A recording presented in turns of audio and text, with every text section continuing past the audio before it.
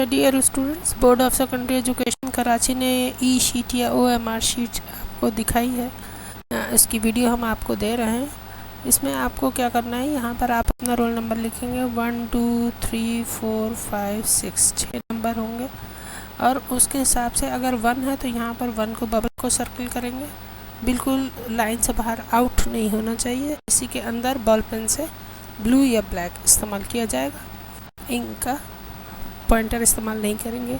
यहाँ 2 है तो फिर ये 2 को सर्किल किया जाएगा, यहाँ 3 है तो फिर 3 को सर्किल करेंगे, 4 है तो 4 को सर्किल करेंगे। उम्मीद है आपको समझ में आ रहा होगा।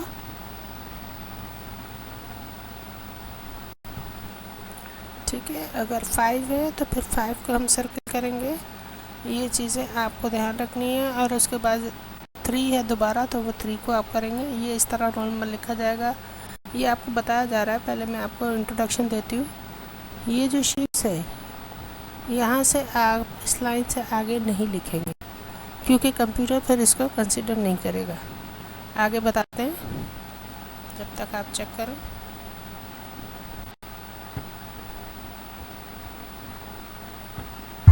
Welcome to Board of Secondary Education Karachi.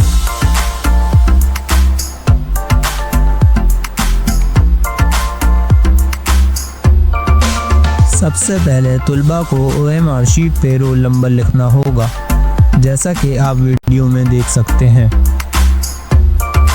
Admit card में से रोल नंबर देखने के बाद OMR शीट में कुछ इस तरीके से फिल करना होगा। रोल नंबर लिखने के बाद आपको बबल फिल करने होंगे, जो आपके रोल नंबर में है वही नंबर आपने बबल में जाके फिल करना होगा। कंसीडर नहीं करेगा और आप एब्सेंट मार्क हो जाएंगे, जैसा कि आप इस वीडियो में देख सकते हैं।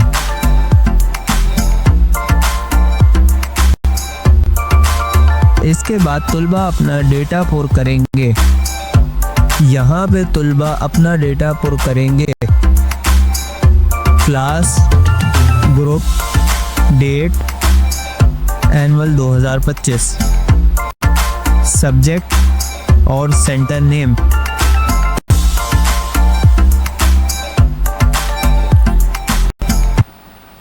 अब आप ये ध्यान रखिएगा कि ये जो लाइनें ख़त्म हो रही है यहाँ से स्टार्ट करेंगे और यहीं पर अपना आंसर को ख़त्म करेंगे। हर एक नंबर के लिए इस जगह मखसूस दी गई है, उसी सवाल के अंदर ही, उसी सवाल के नंबर में ही आंसर लिखेंगे। अगर वो सवाल नहीं आता या आप नहीं कर रहे, वो पेज खाली छोड़ देंगे। और दूसरा ये है कि ओवर राइटिंग पेज के ऊपर, कॉपी के ऊपर नहीं होगी। आइए आगे देखते हैं।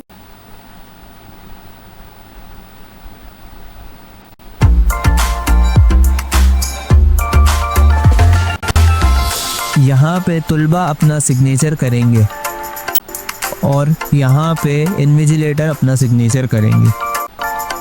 बबल्स फिल करने का तरीका अच्छे तरीके से सीख लें। तुलबा को सर्कल मुकम्मल तौर पे फिल करना होगा। अगर कोई तालिब बबल फिल करने के बजाय इस पर लाइन या क्रॉस या टिक लगाता है तो वो काबिल कबूल नहीं होगा। इसके बाद अगले सफ़े पे दी गई हिदायत को गौर से पढ़ लें, जैसा कि आप वीडियो में देख सकते हैं। बाद में किसी भी गलती की कोई गुंजाइश नहीं होगी। तुलबा को शॉर्ट क्वेश्चंस के लिए सेक्शन B दिया गया है। सेक्शन C में लॉन्ग क्वेश्चंस के लिए 2 सफ़हात दिए गए हैं। 2 सफ़हात दिए गए हैं, उसी में आपको करना होगा। तमाम तुलबा जवाबात लिखने से पहले अच्छे तरीके से समझ लें कि इनको जवाब लाइन के अंदर लिखने हैं, जैसा कि आप इस वीडियो में देख सकते हैं। तुलबा को जवाब लिखते वक्त इस बात का ध्यान रखना है कि वो जो जवाब लिख रहा है वो आंसर शीट में इसी नंबर पर लिखें। जैसा कि अगर तुलबा नंबर 2 का जवाब लिख रहा है तो वो आंसर शीट पे भी नंबर 2 पे तहरीर करें। अगर किसी नंबर का जवाब नहीं आता तो आंसर शीट में इसको खाली छोड़ दें। तुलबा जवाब लिखते वक्त बड़ी बड़ी हेडिंग्स और ग्राफिक डिज़ाइन बनाने से गुरेज करें। सिर्फ लॉन्ग क्वेश्चंस के अंदर छोटी हेडिंग डाल सकते हैं।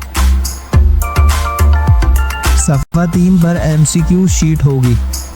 आपको क्वेश्चन इसमें भी शीट आपको में से बबल जो भरने हैं। MCQs का आंसर सही लग रहा है इसके बबल्स को जाके फिल करें, जैसा कि आप वीडियो में देख सकते हैं।